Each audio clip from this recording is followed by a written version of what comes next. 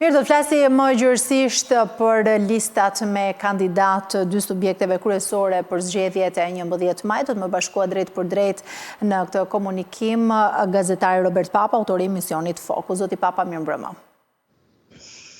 Mirë ditë nga unë. Po, e drejt. Zoti Papa, lista tashmë dolën, është një garë më e qartë, cili është komenti juaj për këtë ballafaqim? Unë nuk e kuptoj se si funksionojnë listat atje. Jetoj në një vend që është demokracia, është tërësisht ndryshe, ku ti voton për personin i cili vjen kërkon votën, mund mos jetë fare antar as i Partisë Republikane, as i Partisë Demokrate, po i afron partia. Nuk ka lista që bëhen nga kryetari, këtu nuk ka fare kryetare partish. Ajo që më habit më shumë është se pse një pjesë duhet të jenë në listat sigurta dhe një pjesë tjetër të jenë listat hapura. E kam përmendur dhe në emision si më kujton Orwellin, që disa kafshë janë barabarta, por disa kafshë të tjera janë më të barabarta se të tjerat. Do të ishte normale që listat ishin të hapura për të gjithë.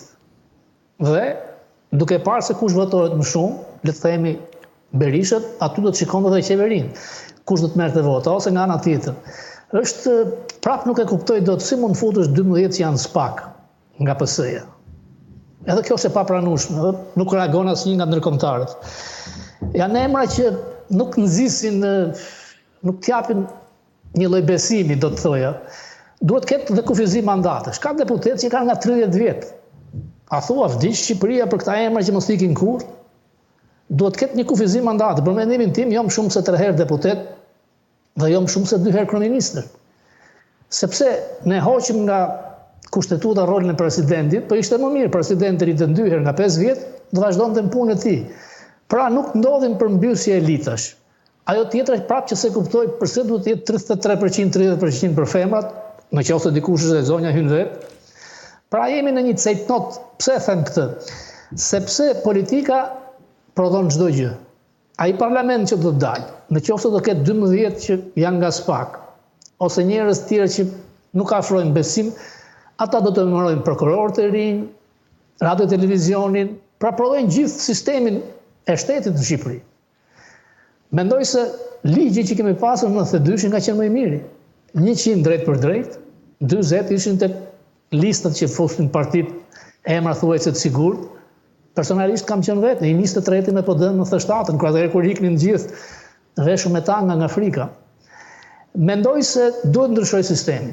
Megjithatë, nuk ka kohë për të pasur pakënaqësi ose të shkosh në një parti tjetër, secili duhet ta mbërbraj veten dhe Shqipëria është në një çast tillë që duhet ndar shapi nga sheqeri, ishte njësoj sikur zoti Trump apo Kamala Harris.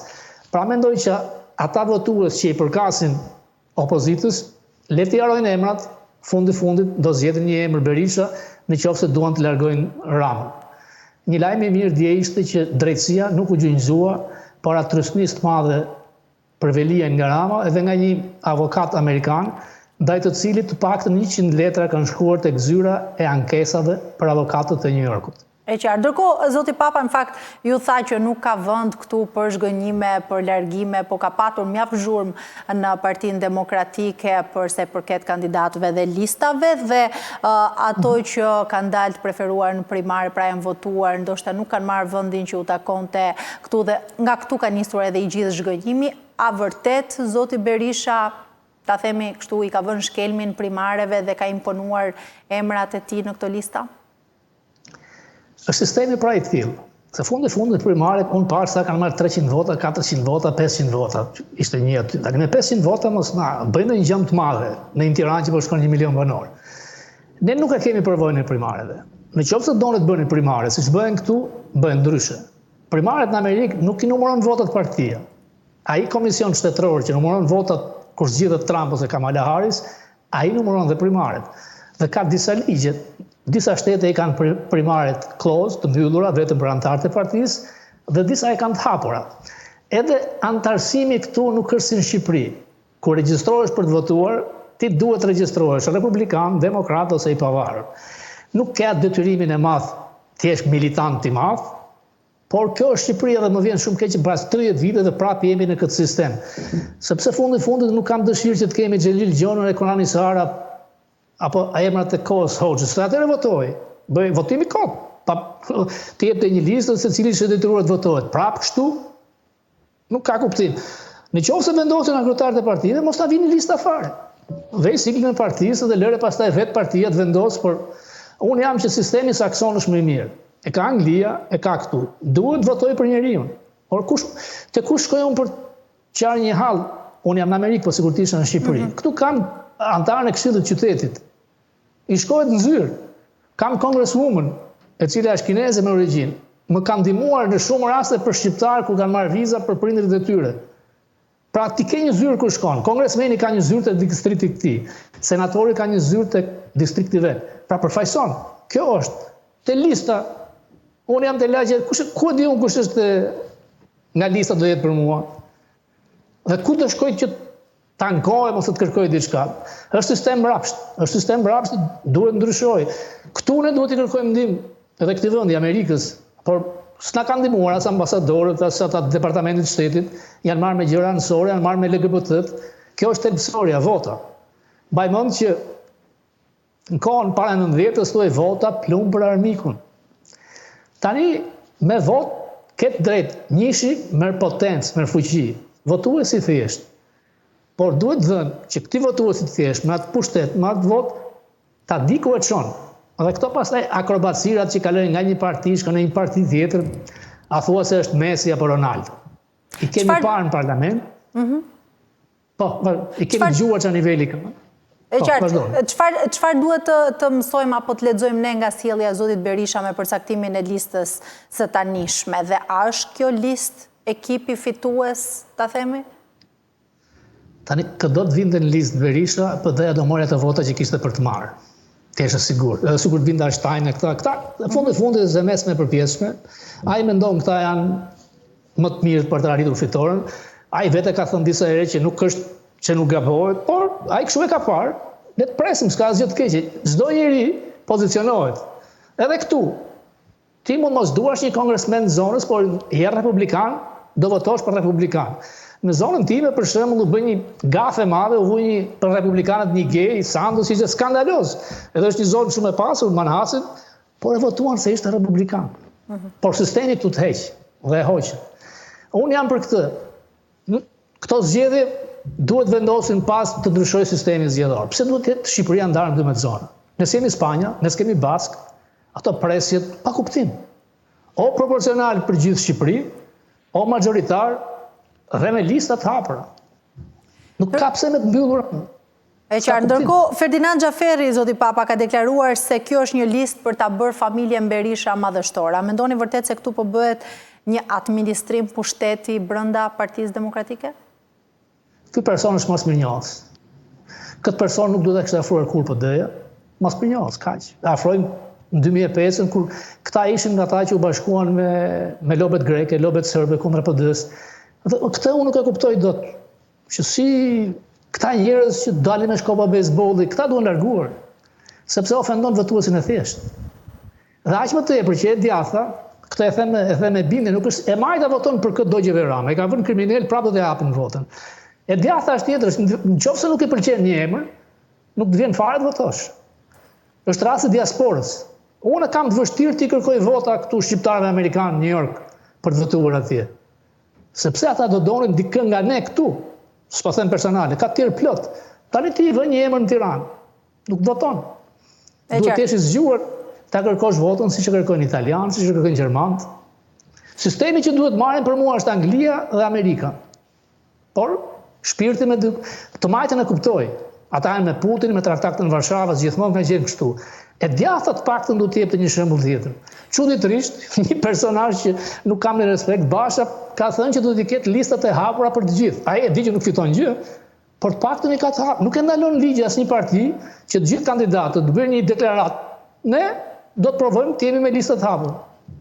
Ndërkohë, zoti Berisha është duke pritur për një mrekulli, pra tha se mrekullia do ndodhe edhe në Shqipëri. A do të bëj mrekulli lasivita për Partinë Demokratike, siç bëri edhe për Donald Trump? Tani, në qoftë se lasivita ka bërë mrekulli për Donald Trump, nuk ka bërë për hënën dhe për Marsin. Donald Trump fitoi vetë. Lasivita ishte një menaxher i $1 miliard, nuk fitoi për ti. Për PD-n është hapi zgjuar, sepse në qoftë se vidhen zgjedhjet, ka një avokat të madh. Dhe duke pasur një njeri që ka qenë tek shtabi kryesor i fushatës Trump, është një sinjal që e djatha dhe në Shqipëri. Berisha, kemi realist, ka qëndruar një vit në balkon. Ka mbijetuar. Nuk ishte as vull, fitoi 600.000 vota. Tani, ai ishte në një pozicion, po e them, o fiton, o mbet emrin reputacionin e vetë. Dhe ata që i votojnë për të, ata që i kanë dashur e duan, ata që kanë pa kënaqësi, do të largohen siç janë larguar më parë. A do të shkojnë do të koalicioni 51%? Në qoftë se nuk vidhen zgjedhjet, për mua shkon. Në qoftë se vidhen zgjedhjet, është diçka që do të ketë probleme Shqipëria më pas. Por mbas 12 vjet dhe konsumi kaq të madh, mbas kaq emrave që shkojnë në spak, fakteve që shqiptarët i shikojnë për ditë, do të ishte ofenduese për një njeri me një intelekt modest që të mos largojë kjo parti që faktikisht është vazhduese një partie kriminale, dhe në të gjithë lindje nuk kemi më vazhduese të atyre partive. Në Shqipëri, fatkeqësisht kjo ndodh. Ndërkohë, zoti Papa, po të flasim për të përjashtuarit, tani më nga Partia Socialiste në këto lista, kishin një tjetër qasje, përveç Petro Koçit, i cili u tërhoi që nga gara përpara në fakt se të dilnin edhe listat përfundimtare zyrtare, pjesa tjetër pranuan ashtu si edhe ishin caktuar në këto lista. A ka një avantazh organizativ Partia Socialiste në këto zgjedhje? Ti e vogël, por do ta dish që Partia Socialiste është sekt. Si partia punës. Këta nuk partia ime më dënon. Partia ime më vendos. Nuk dalin kundra këta. Aty është forca, janë sekt. Pra vot hysh atje, së ndot. Pra kryetari është ligji. Dhe aq më tepër që kjo parti ka lidhje me element kriminal, kjo e faktuar edhe nga media këtu, që e kontrollojnë. Pra nuk mund të ketë kundërshtime nga asnjëri? Jo. TPS-ja jo. Asnjëherë. Ata ka qenë një batutë dikujt, vetëm ne të mos kemi bukë të ha, mos kemi ujë të pim, vetëm ju puthuni me njëri tjetrin mos u zini, thoshte Fatës Nanës. Janë të njëjtët. Ndaj duhet hikin për mua. E qartë. Ndërkohë, zoti Papa, edhe diçka tjetër që u vure në këto lista është se të dy edhe zoti Berisha dhe zoti Rama veten e tyre e kanë futur pra në listë në zonë të sigurt. Pse kanë bërë këtë, por ndërkohë kanë futur në lista edhe personazhe të përfshirë dhe janë në hetim pra nga spaku.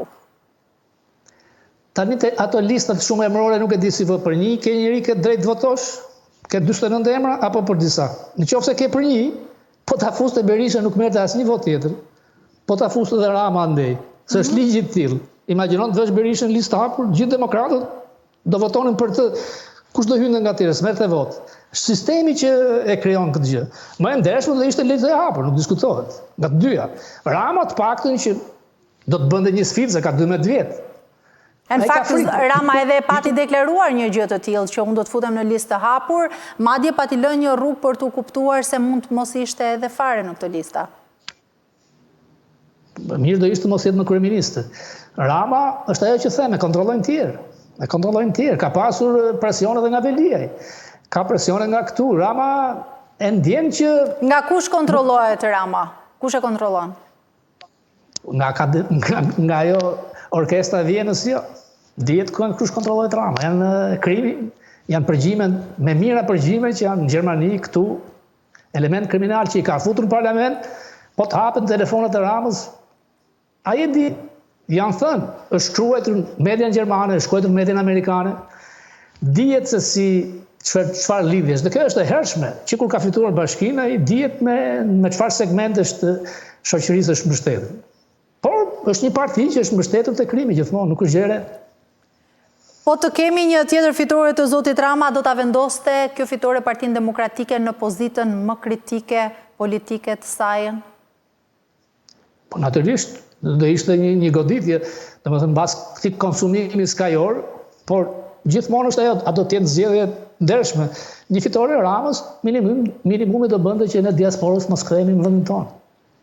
Minimumi. A është koha në këto, duke parë edhe situatën, a mund të flasim ende për zgjedhje të ndershme? Se flitet shumë edhe thuhet shumë po të ketë zgjedhje të ndershme, por a është momenti të flasim për këtë? është moment përcaktues ndarës, dhe vetëm një mënyrë që të ciklohen elitat dhe të largohet një autoritar është të ketë zgjedhje të ndershme. Në qoftë se vjen zgjedhje, s'ka se si vjen krau tjetër. Pra ne jemi ende në këtë ngërçin e manipulimit të zgjedhjeve. Nuk e kemi kapërcyer ende. Jo vetëm ne, ka gjithë lindja. Dhe ky tani po shkon me atë sistem autoritar si Erdogan, Orban, Putin, kjo është këmbana e alarmit për Shqipërinë. Që ti nuk je i zoti me votë, të mblidhesh që të largosh një të keqje, dhe të sillesh dikë. Nuk është vetëm rasti i Berishës me Ramën. Për shembull, në Shqipëri mund dilte një grupim i ri që të synonte pushtetin, nuk e le sistemi. E qartë. Se le. Se kush e numëron? E qartë. Mirë, zoti Papa, faleminderit që ishit në këtë komunikim. Kënaqësi.